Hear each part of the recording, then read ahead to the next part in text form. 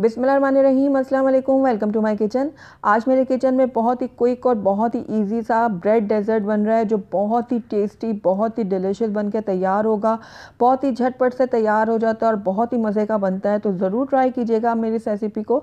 तो चलिए इस मज़ेदार सी रेसिपी को बनाना स्टार्ट करते हैं, लेकिन उससे पहले अगर आप मेरे चैनल पर नए हैं तो काइंडली इसको सब्सक्राइब कर दें और साथ ही बेल आइकन को भी प्रेस कर दें ताकि मेरी हर नई आने वाली वीडियो की नोटिफिकेशन सबसे पहले आप तक पहुँचे।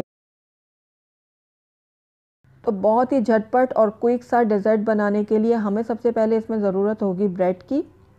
तो यहाँ पर मैंने ले ली है 5 अदद ब्रेड। ये दरमियाने साइज़ की ब्रेड है, इसको अब हम कट करेंगे।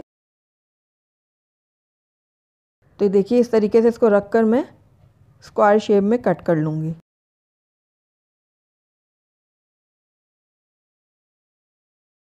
ये देखिए इस तरीके से। तो बाकी की भी ब्रेड को मैं कट कर लेती हूँ।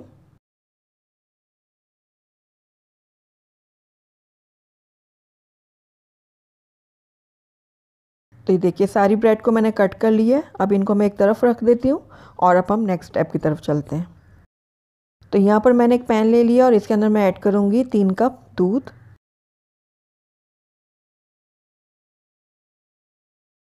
तो ये तीसरा कप भी मैंने इसमें ऐड कर दिया। अब इसके अंदर मैं डालूंगी 2 अदद साबित इलायचियाँ। इनका मुंह मैंने खोल दिया था, अगर आप चाहें तो पाउडर भी ऐड कर सकते हैं इसका, वो आप हाफ़ टी स्पून डाल दीजिएगा। और साथ ही यहाँ पर 6 टेबल स्पून मैंने चीनी ऐड की है, ये भी आप अपने टेस्ट के अकॉर्डिंग कम या ज़्यादा कर सकते हैं। मिक्स कर लूँगी सारी चीज़ों को। उसके बाद मैं इसमें एक बॉयल आने दूँगी। तो ये देखिए दूध में अच्छा सा बॉयल आना शुरू हो गया। तो एक दफ़ा मैं इसको स्टर कर लेती हूँ।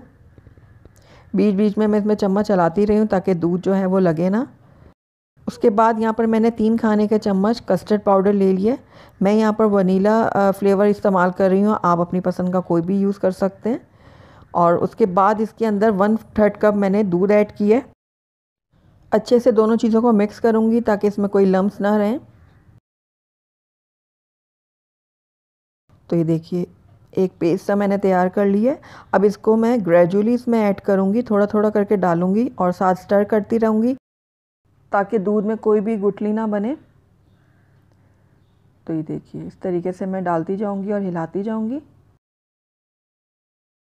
तो ये सारा मैंने इसमें ऐड कर दिया और कस्टर्ड जो है अब हमारा देखिए गाढ़ा होना शुरू हो गया।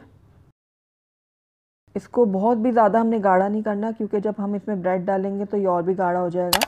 तो बस इतना गाढ़ा करना है कि स्पून के ऊपर इसकी जो लेयर है वो आ जाए।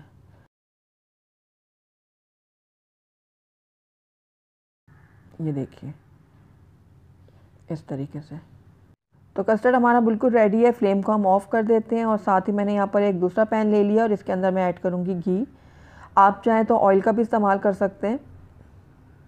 तो घी मैंने इसमें डाल दिया। घी जैसे ही मेल्ट होगा तो इसके अंदर मैं एक एक करके ब्रेड के स्लाइसेस डालूँगी और उनको मैं गोल्डन और क्रिस्पी होने तक फ्राई कर लूँगी। तो अब इसको हम पलट लेते हैं। तो दूसरी तरफ से भी हमारी बहुत अच्छे से ब्रेड गोल्डन और क्रिस्पी हो चुकी है। तो आइए अब इसको हम निकाल लेते हैं बाहर एक प्लेट में।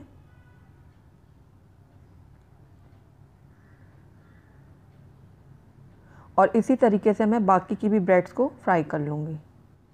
तो तमाम ब्रेड को मैंने अच्छे से गोल्डन और क्रिस्पी कर लिया। अब इनको निकाल लेती हूँ मैं बाहर एक प्लेट में। तो चलिए अब इसको हम डिश आउट कर लेते हैं। तो सबसे पहले मैंने यहाँ पर एक डिश ले ली है और इसके अंदर मैं डाल दूँगी कस्टर्ड।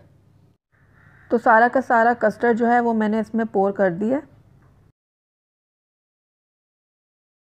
उसके बाद एक एक करके इसके अंदर मैं ब्रेड के स्लाइसेस डालूँगी जो अभी हमने फ्राई करके रखे थे।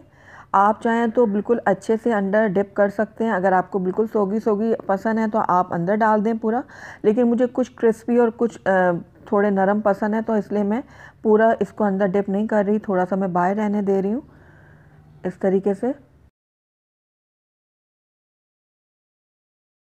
तो ये देखिए सारी ब्रेड को मैं अच्छे से इसके अंदर यूँ सेट कर रही हूँ। उसके बाद स्पून की मदद से मैं इसको हल्का हल्का सा प्रेस भी कर दूँगी इस तरीके से। अब इसको हम थोड़ा सा गार्निश कर लेंगे पिस्ते के साथ। ये कटे हुए पिस्ते लिए हैं मैंने तकरीबन 1 खाने का चम्मच, और साथ ही इसके ऊपर मैं थोड़ा सा बादाम ऐड करूँगी तो ये भी मैंने काट लिए थे बादामों को भी, तो ये भी मैं ऊपर स्प्रिंकल कर देती हूँ। नट्स डालना बिल्कुल ऑप्शनल है, अगर आप नहीं डालना चाहते इसको आप बिल्कुल स्किप कर सकते हैं। इसके बगैर भी ये जो डेज़र्ट है बहुत ही मज़े का बनेगा। तो ये देखिए ज़बरदस्त सा हमारा ब्रेड का डेज़र्ट बनके तैयार है। अब इसको 2 से 3 घंटों के लिए मैं रेफ्रिजरेटर में रख दूँगी ताकि ये अच्छे से ठंडा हो जाए, और ये बहुत ज़्यादा जब ठंडा होता है अच्छा चिल्ड हो जाएगा, उसके बाद सर्व कीजिएगा तो उसका बहुत ही अच्छा मज़ा आएगा। तो ये देखिए आपको मैं फ़ाइनल लुक दिखाती हूँ इसकी।